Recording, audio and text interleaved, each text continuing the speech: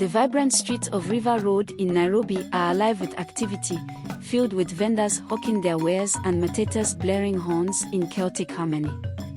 Among the bustling crowd stands Mongi, a quiet and diligent laundryman whose shop is a haven for the neighborhood's busy residents. His humble demeanor and meticulous attention to detail make him a favorite among the locals. Customers praise his ability to remove even the toughest stains, and women feel comfortable leaving their most personal garments in his care. But Mongi's soft-spoken nature hides a troubling compulsion.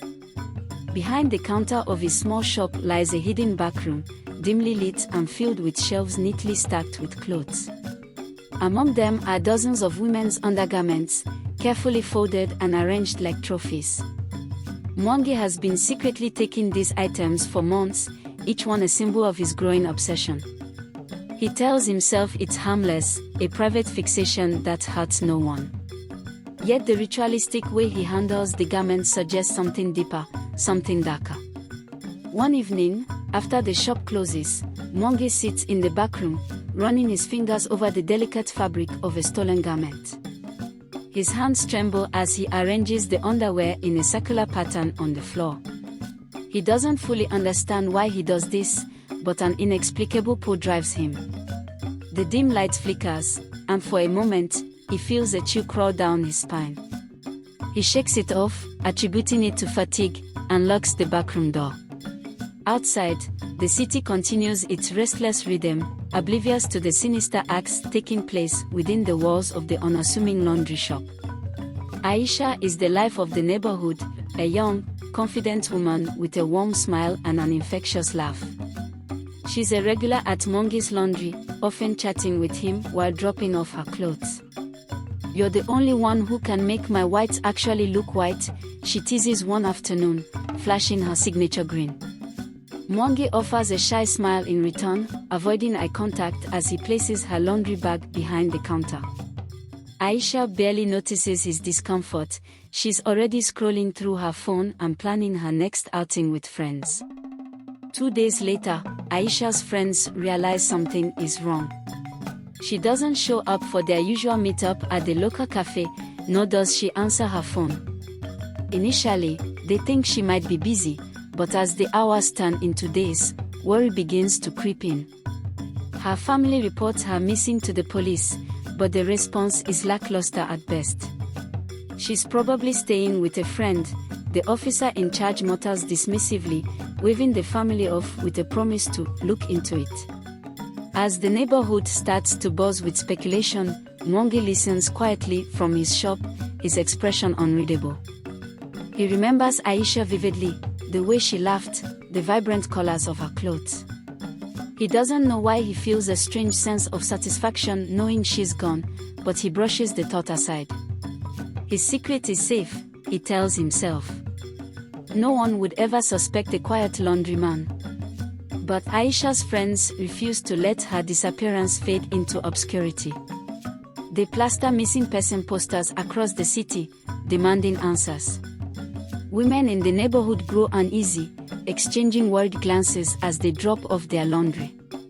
Mongi's shop remains busy, but there's a tension in the air, a silent fear that something is amiss. The disappearance of Aisha casts a shadow over the otherwise lively River Road. Her posters, bearing her bright smile and the caption "missing," flutter in the wind, pasted on walls and electric poles. Women passing by glance at them uneasily, clutching their bags tighter. Aisha's absence feels like a wound in the community, one that festers with every unanswered question. Whispers spread like wildfire, weaving theories about her fate. Some say she eloped with a mysterious lover, others, more superstitious, speak of kidnappings linked to dark rituals. Mongi listens to these rumors with faint disinterest as his customers chatter while waiting for their laundry. "Do you think she's alive?" one woman asks, her voice barely above a whisper. Her friend shushes her, casting a nervous glance at Mongi. "It's not safe to talk about these things in public," she replies, shaking her head. Mongi remains calm, folding clothes with mechanical precision, but his ears are sharp, absorbing every word. That evening, as Mongi locks up his shop, he feels the weight of the growing fear around him. He walks the short distance to his apartment, a dingy single room above a buttery, and sits in the darkness. His thoughts wander to Aisha, her laughter echoing in his mind. He doesn't regret what he did or what he believes he might have done. Yet, there's a gnawing sensation in his chest, a mix of exhilaration and dread. Detective Wanjola has seen it all, the good, the bad, and the ugly sides of Nairobi. A seasoned investigator with a sharp mind and an unyielding sense of justice, he's known for his ability to uncover the truth hidden in the city's darkest corners. When Aisha's family storms into the station demanding answers, Wanjola is assigned to the case, though his superiors dismiss it as a low-priority matter. "She's probably just gone off with some man," his boss says with a wave of his hand. But Wanjola's instincts tell him otherwise. He begins by retracing Aisha's last known movements, interviewing her friends and family. Their stories paint a picture of a vibrant young woman with no reason to disappear willingly. Her best friend, Fatma, recalls Aisha's last errand before she went missing, dropping off her laundry at Mwangi's shop. Wanjola files the detail away, though it seems innocuous at first. The detective visits the neighborhood, his sharp eyes taking in every detail. When he steps into Mwangi's shop, he notices the faint smell of detergent mixed with something he can't quite place. Mwangi greets him politely, his demeanor as unassuming as ever. "Just routine questions," Wanjola says, scribbling notes as he speaks to the laundryman. Mwangi answers calmly, his voice steady, but Wanjola senses something off, a stiffness in the man's movements, a slight hesitation in his words. As Wanjola leaves the shop, he glances back over his shoulder. Mwangi is watching him through the window, his expression unreadable.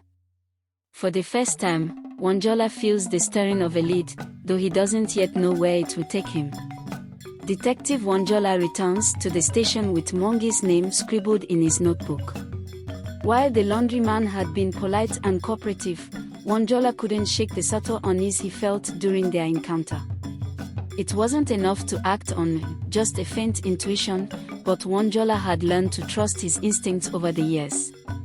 He decides to dig deeper into Mwangi's background while continuing to explore other leads. The following evening, Mwangi sits in his dimly lit backroom, the stolen garment spread before him in a meticulous pattern. The ritual has become an obsession, though Mwangi cannot fully explain its purpose. All he knows is that he feels a sense of power, of control, when he lays the garments out in this way. He whispers under his breath, his words unintelligible, his voice trembling as if invoking an unseen force. Suddenly, there's a knock at the door, a customer who forgot to pick up her clothes. Startled, Mwangi hurriedly gathers the garments and stuffs them into a box.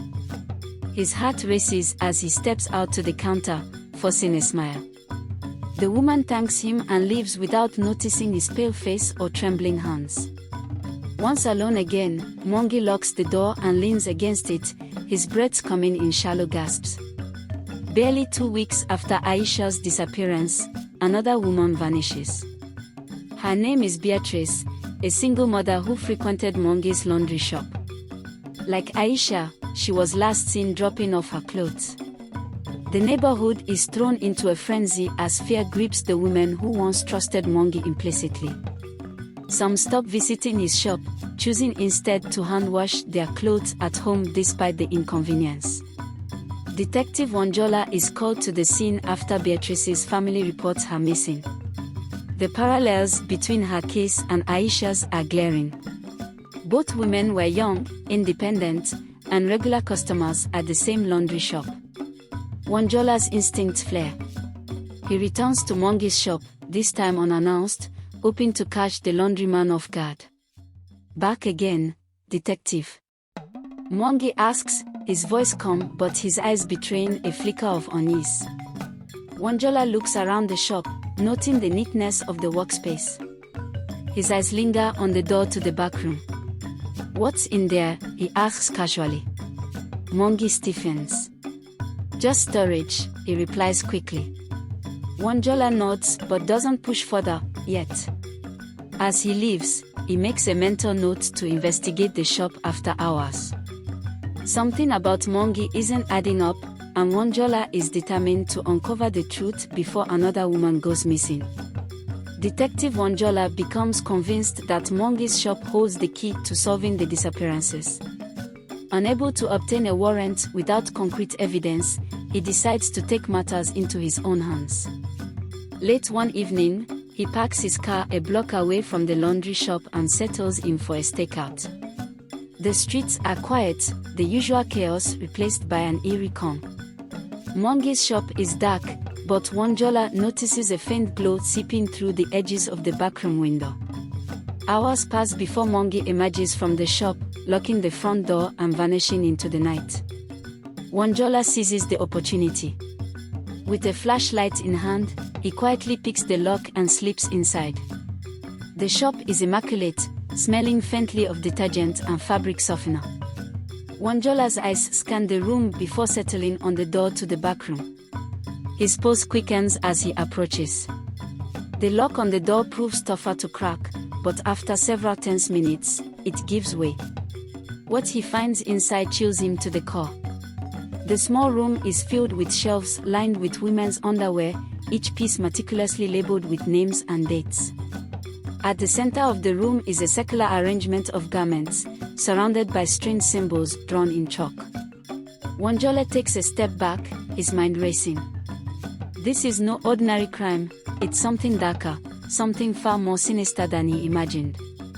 The next day, Wanjola delves into Mongi's past, hoping to find answers. What he uncovers sends a chill down his spine.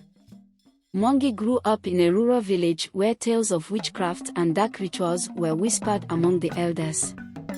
His mother, a feared medicine woman, had been accused of using human sacrifices to gain power before her mysterious death. Locals who knew Mongi as a boy describe him as quiet and reserved but with a fascination for his mother's practices. After her death, Mongi left the village and settled in Nairobi, where he lived a life of anonymity until he opened his laundry shop. Wanjola begins to piece together a chilling theory. Mongi may have inherited his mother's dark tendencies, using his shop as a front for rituals involving the women's garments. As Wanjola connects the dots, Mongi feels the news tightening around him. The detective's visits have left him on edge, and he knows it's only a matter of time before the truth comes to light. That evening, he performs his ritual with frantic desperation, whispering prayers to an unseen force. He believes the power he seeks will protect him, but the symbols on the floor flicker with a faint glow, as though mocking his efforts. Before Wanjola can act on his findings, another woman goes missing. Her name is Miriam, a schoolteacher with no connection to Mongi's shop, at least none that anyone can identify. This time, the community erupts in anger and fear. Women take to the streets in protest, demanding answers from the police, while rumors of witchcraft spread like wildfire. The pressure mounts on Wanjola to solve the case. He returns to Mongi's shop with officers in tow, armed with a search warrant. Mongi watches in silence as they comb through his shop, his face unreadable. When they reach the back room, the officers are horrified by what they find. The room has been cleared out, the shelves emptied, and the chalk symbols scrubbed from the floor. Wanjola stares at the now bare room, his mind racing. Mongi's calm demeanor unnerves him. "You're hiding something," Wanjola says, stepping closer.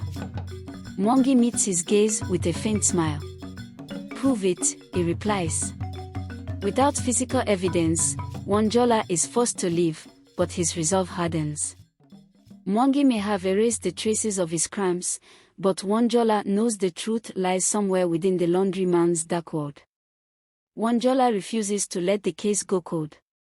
Late one night, he visits a local elder who specializes in interpreting symbols and rituals. The elder studies the photos Wanjola took of Mongi's backroom before it was emptied. "These are binding symbols," the elder explains. They are used to trap spirits or souls, often tied to objects of personal value. The realization hits Wanjola like a freight train. Mongi wasn't just stealing garments, he was using them to control or harm the women connected to them. The elder ones warned Jola that confronting Mongi could be dangerous. Whatever power he's invoking, it's strong. But he's vulnerable when his rituals are interrupted. Armed with this knowledge, Wanjola devises a plan. The next morning, he and his team tail Mongi, watching as he moves through the city. When Mongi disappears into a wooded area on the outskirts of Nairobi, Wanjola follows. Deep in the forest, they find Mongi mid-ritual, surrounded by stolen garments arranged in another chilling circle. This time, there's no escape. The officers move in, arresting Mongi as he thrashes and screams, his voice echoing unnaturally through the trees. The garments are collected as evidence, and Mongi is taken into custody. Back at the station, Wanjola confronts Mongi in the interrogation room. Why, he asks, his voice steady despite the horror of it all. Mongi only smiles, his eyes gleaming with an unsettling light. You wouldn't understand, he whispers. Though Mongi is imprisoned, the sense of unease lingers. Wanjola knows the truth. Mongi may have been stopped, but the darkness he tapped into still lingers, its threads woven deep into the fabric of the city.